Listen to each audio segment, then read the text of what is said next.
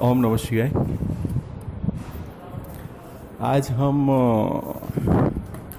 गीता ज्ञान या प्रभु प्राप्ति में अगला पड़ाव की ओर बढ़ते हैं।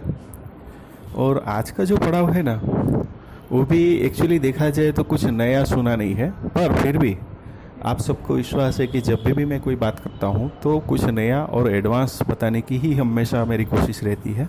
घिसा पिटा तो नहीं बोलता हूँ, तो शायद आप लोग जानते ही होंगे। तो चलिए आज बात करते हैं चक्रास के बारे में। चक्रास जिसको बोलते हैं, यानी चक्र बराबर। तो चक्र क्या होते हैं वो तो सब आपने देखा होगा, पर आप वीडियो देखिएगा, मेरा वीडियो सुनिएगा तो आपको पता चल जाएगा कि एग्जैक्टली ये चक्रस क्या होते हैं और उसकी महत्व क्या है। तो चलिए शुरू करते हैं। पहली बात है कि हमें चक्र के बारे में जानने की ज़रूरत क्या है। आपने देखा होगा कि हर एक वीडियो के अंदर मैंने यही कोशिश की है कि पहला सवाल आपको ये होना चाहिए कि क्या है। सपोज करिए कि मैंने अभी बताया चक्रास, तो आपको चक्र के बारे में क्यों जानना है, ये आपको पहले तय होना चाहिए। आप बोलोगे कि मैं योग विद्या में हूँ या योग कर रहा हूँ या योग में प्रयत्न कर रहा हूँ, ठीक है, ओके फाइन गुड। उसके बाद आप बोल सकते हो कि भाई एक जानकारी है तो मुझे जानना है कि सब लोग बोलते हैं या मैंने कहीं पढ़ा है या कोई साधु महात्मा ने बताया था या मैंने कहीं सत्संग में सुना था या कोई रेफरेंस से आपको पास ये इन्फॉर्मेशन आ गई कि चक्रस होते हैं, 7 चक्रास होते हैं, ठीक है। तो देखिए पहली फिलोसॉफी तो ऐसी है कि चक्र कितने हैं, 7। कंटेंट यानी खंड कितने हैं, 7। स्वर कितने हैं, 7, ठीक है। तो आप ऐसे देखोगे तो सब कुछ चीज़ का कनेक्टिविटी है, इंटर कनेक्टिविटी है 7 के साथ, ठीक है। तो एक तो ये बात हो गई। अच्छा, दूसरी बात कि चक्रस के बारे में बेसिक इन्फॉर्मेशन आपको पता होनी चाहिए।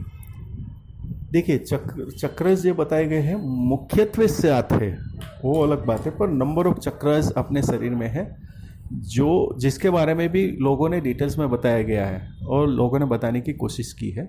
जो भी चक्र जो 7 है उसके अगल बगल में ही एक चक्र होता है। जैसे एक चक्र मूलाधार पकड़ लिया तो मूलाधार के बगल में एक बहुत अलग से एक चक्र होता है, उसके बारे में कभी डिटेल्स में कोई नहीं जाता है। पर मूलत्वे ये होता है कि मुख्य जैसे एलिमेंट 5 है, 5 तत्व है, पंचभूत बोलते हैं, इससे चक्रास जो है महत्व के जो इम्पोर्टेंट है वो 7 है, ठीक है। पर एक्चुअली ये है क्या, उसके बारे में बात करनी है। तो देखिए वो पावर जनरेशन प्लेस है। अगर हमारी जो आज की आधुनिक भाषा है उसमें हमको समझना है तो पावर जनरेशन वाली है। लोग बोलते हैं ना कि चक्र को जागृत करना है या चक्र जागृत हो गया तो ये करना। पहली बात एक समझ लीजिए कि चक्र जागृत ही होता है। ये एक बात आप क्लियर समझ लो, अगर चक्र जागृत नहीं होता तो शरीर कैसे चलता, ठीक है। पर उसका जो रिक्वायरमेंट है उतने तक ही वो जागृत है। सपोज करिए कि आप सिटी में बाइक लेके जा रहे हैं, ठीक है, तो पहले दूसरे या तीसरे गियर पे ही चलाएंगे। हाईवे पर जाएंगे तो आप चौथे गियर पे चलाएंगे। द सेम वे चक्रास की जो रिक्वायरमेंट है आज के समय में हमारे लिए, वो जितनी ज़रूरत है उतना ही वो जागरूक है, ऐसा कह सकते हैं। दूसरी भाषा में अगर बोले तो ऐसा भी कह सकते हैं कि जो चक्र हमारे शरीर में है वो अपनी पूर्णतम कक्षा में है, पर उसकी जो एनर्जीज यानी कि उसकी जो एग्जिस्टिंग पावर है वो क्योंकि हमें उसका इस्तेमाल नहीं पता है तो वेस्ट जाती है। उसका अगर एग्जांपल चाहिए तो एक बाल्टी ले लीजिए और बाल्टी लेके उसके अंदर आप नल से पानी चालू करिए, ठीक है। तो बाल्टी भरने के बाद पानी का क्या होगा, ओवरफ्लो हो जाएगा और चला जाएगा। तो ये बात यहाँ पे है। पर मेरा पर्सनली ऐसा लॉजिक काम करता है, मेरा अनुभव भी काम कर रहा है कि जो चक्रास हमारे काम करते हैं वो एक्टिव ही है, जागृति है, वरना हमारे जीने की संभावना नहीं होती है। तो पहले तो ये दिमाग में से निकाल देना है हम सबको कि चक्र को जागृत करना है। ये पहला फंडा है जहाँ पे मैं आशा करता हूँ कि आप लोगों को समझ में आ गया होगा, ठीक है। अभी बात करते हैं कि उसको अगर इन शॉर्ट में ये कहना चाहता हूँ कि जो भी चक्र अपने हिसाब से अपना पावर्स या वाइब्रेशंस या एनर्जी जो भी है जनरेट करता है, पर उसका हमें सही तरह से इस्तेमाल करना न आता होने की वजह से हम लोग उसका वेस्ट ऑफ एनर्जी कर देते हैं और डिस्चार्ज हो जाती है एनर्जी, ठीक है। ऐसी कुछ लॉजिक उसमें काम करता है। हाँ, उसको अगर सही तरीके से, सही प्रक्रिया से आइडेंटिफिकेशन करके फिर उसको सही जगह पे उसका प्रवाह को अगर बदला जाए तो वो एक चमत्कारिक परिणाम दिखाते हैं, जिसको लोग ऐसा बोलते हैं कि चक्र का जागरूक होना। ये बात आप याद रखिए, ताकि आपके अंदर जो अभी जो मैं बात कर रहा था तभी जो सवाल आते हैं मेरे हिसाब से यहाँ पे खत्म हो गए, ठीक है।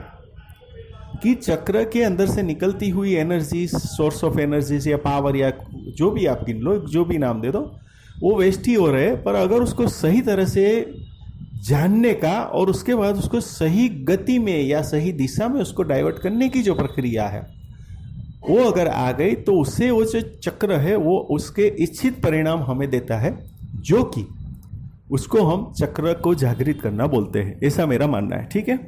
अच्छा, दूसरी बात, उसके लिए बहुत सारी प्रक्रिया है। हठ योग से लेके, क्रिया योग से लेके, मंत्रोपचार से लेके योगी क्रिया है, मतलब नंबर ऑफ है। और मैं तो यहाँ तक बोलता हूँ कि हर एक अपनी अपनी स्टाइल से अपनी प्रक्रिया क्रिया करके वो अपने चक्र को जागृत कर सकते हैं, ठीक है। और उसको कैसे जागृत करना है उसके बारे में बाद में बात करेंगे अगर समय मिला तो। अभी जो है ऊपर से बात कर लेते हैं। तो कहने का तात्पर्य क्या है कि मैंने आपको चक्रस और चक्रस में रहेली एनर्जी, अब एनर्जी क्या है आप देखे होंगे कि आज का साइंस भी वो जो एनर्जी है वो जनरेट होने से लेके उसका कैसे वेस्ट हो रही है और उसको कैसे पाथ में लाया जाए उसके बारे में आज के साइंस के पास कोई नॉलेज ही नहीं है। तो चलिए उसको समझने की कोशिश करते हैं। तो देखिए, हर एक चीज़ में, मैं फिर से रिपीट करता हूँ, हर एक चीज़ में दो माध्यम है, आप ये बात भी लिख के रख लो।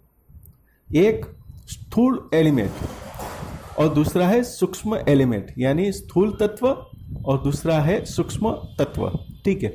ये हर एक चीज़ में लागू होता है। आप कहीं पे भी पढ़ोगे तो आपने पढ़ा होगा कि शरीर दो प्रकार के होते हैं, एक शरीर होता है स्थूल शरीर और दूसरा होता है सूक्ष्म शरीर। मैं ये नहीं कह रहा हूँ, मैं तो कहता हूँ हर एक चीज़ में ये रूल्स लागू होता है, स्थूल पदार्थ और सूक्ष्म तत्व। अगर सूक्ष्म बात में आते, पहले मुद्दे पे रहते, तो स्थूल पदार्थ और सूक्ष्म तत्व, यानी सूक्ष्म तत्व और स्थूल तत्व, ये दोनों का इंटर रिलेटेड, को रिलेटेड होने की वजह से ही वो जो चीज़ आपको दिख रही है, दृष्टमान हो रही है, होने जा रही है, होगी या हो चुकी है, उसके पीछे ये दो प्रिंसिपल काम करते हैं।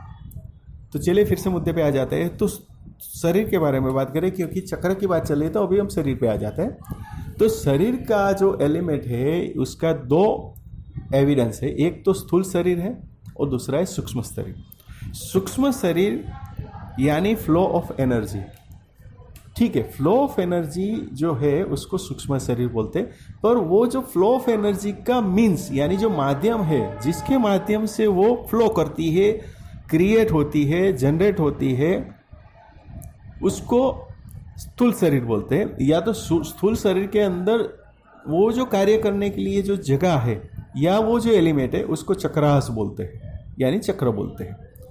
इतना आपको क्लियर हो गया होगा, मैं ऐसा मानता हूं, ठीक है। अच्छा, आज के दिन में देखें, ठीक है, तो आज का जो साइंस है अपनी जगह पे सही है, अपनी जगह पे एडवांसमेंट भी बहुत है, उसके लिए हम बात नहीं करेंगे। हम ये बात करने की कोशिश करते हैं कि जब इन दोनों के बीच में जब इम्बैलेंस होता है, स्थूल शरीर और सूक्ष्म शरीर के बीच में जब इम्बैलेंस होता है, तो उसकी प्रकृति में, यानी उसका जो इंस्ट्रूमेंट है, यानी कि उसका जो शरीर है, उसके ऊपर उसकी प्रभाव दिखने को मिलता है। अगर वो वीक है या कोई डिजीज हो गया है या कुछ भी हुआ, उसका एक ही मतलब होता है कि उसका फिजिकल शरीर, फिजिकल एलिमेंट और सूक्ष्म एलिमेंट जो है वो दोनों के बीच में तालमेल में कहीं ना कहीं दुश्मनी हो गई है या तो इम्बैलेंस हो गया है। इससे आप मान के चलना पड़ेगा। अच्छा, ये इतना लंबा चौड़ा मैं क्यों बोलता हूँ, वो इसलिए बोल रहा हूँ क्योंकि आज का जो साइंस है, जिसको वो लोग बोलते हैं इनक्योरेबल डिसीज करके एक नाम दिया है, यानी कि कोई भी डिसीज को या तो वो पकड़ नहीं सकते हैं या पकड़ते भी है, या वो डिसीज पकड़ते भी है तो उसको सही तरह से वो लोग ट्रीट नहीं कर सकते, या तो वो उसको रिजोल्व करने में सक्षम नहीं होते। उसके पीछे का साइंस यही काम करता है कि आज का साइंस को यही पता नहीं है यानी आज की जो साइंस और टेक्नोलॉजी है, उनको सूक्ष्म शरीर के बारे में नॉलेज ही नहीं है। वो लोग सीधा फोकस करते हैं स्थूल शरीर के ऊपर और उसके अंदर वो लोग प्रयत्न करते हैं उसको ठीक करने का। ठीक है, तो इसीलिए ये दिक्कत आती है। हालांकि आप जब पुराने समय की बात करोगे तो पुराने समय के अंदर जिसको हम वैद्य बोलते थे, उसके पास नंबर ऑफ टेक्निक्स थी। वो टेक्निक कौन कौन सी थी, चलिए बात करते हैं। एक नाड़ी विज्ञान था, नाभि विज्ञान था, ललाट यानी फोरहेड बोले तो कपाल जिसको बोलते थे, उसका विज्ञान था, बॉडी का विज्ञान था, और मूत्र का विज्ञान था। पहले के समय के अंदर यूरिन टेस्ट यानी मूत्र का कलर देख के वो लोग बता देते थे, जो अपना पेशाब होता है पेशाब का कलर देख के वो लोग बता देते थे कि इनको ये डिजीज है। आज के देश में भी आप अगर देखो कि जो अपना पेशाब है अगर एकदम से पीला है, बट अब लोग समझते हैं कि क्या मुझे पीलिया तो नहीं हो गया, तो एक उसका एविडेंट है। ठीक है, तो कहने का तात्पर्य क्या है कि पहले के समय के अंदर वैद्य लोगों ने पहले जो फिजिकल बॉडी के अंदर की जो संरचना थी उसके हाव भाव प्रतिभाव से ही वो लोग पता लगा लेते थे कि सूक्ष्म शरीर में इस चीज़ के अंदर गड़बड़ी आ गई है। तो वो लोग क्या करते थे, सूक्ष्म शरीर के माध्यम से स्थूल शरीर के माध्यम से सूक्ष्म शरीर को ठीक करने की प्रयत्न करते थे। इसीलिए पहले के समय के अंदर उसमें उसकी ज़्यादा संभावनाएं बढ़ जाती थी अच्छे होने की। तो ऐसा कुछ बहुत लंबा चौड़ा विज्ञान है इसके अंदर। तो पर फिर भी मैं ये कहता हूँ कि चक्र जो है वो इस तरह से है, और जो चक्र है उसका प्रभाव स्थूल शरीर से है और स्थूल शरीर का स्वभाव ये सब चक्र के इंटर रिलेटेड है। तो कुल मिला के देखा जाए तो दोनों को ध्यान में रख के ही काम करना पड़ेगा, क्योंकि हठ योग है, क्रिया योग है। हठ योग में आप देखो तो अभी एक साधु का मैंने कहीं पे देखा था कि वो 11 साल से एक हाथ ऊपर करके खड़ा था, तो जो ऊपर करके हाथ खड़ा था ना वो पूरा सूख गया था लकड़ी की तरह। तो इसको हठ योग बोलते हैं। मतलब उसने अपना एक इंस्ट्रूमेंट का एक पार्ट को उसने डीएक्टिव कर दिया। तो ये अपनी अलग अलग प्रक्रिया है, पर मैं ये कहना चाहता हूँ कि चक्रस जो है उसके बारे में आगे बहुत अच्छी सी मैंने डिस्कस कर दी है। फिर भी अगर टाइम मिला, क्योंकि फिर वीडियो बहुत लंबा हो जाता है, इसलिए कोशिश करूँगा कि जो टाइम मिला तो हम लोग फिर से और एक बार इसके अंदर कोई एक टॉपिक पे फिर से और एक अंदर जाने की कोशिश करेंगे। तो आशा करता हूँ कि आज का ये वीडियो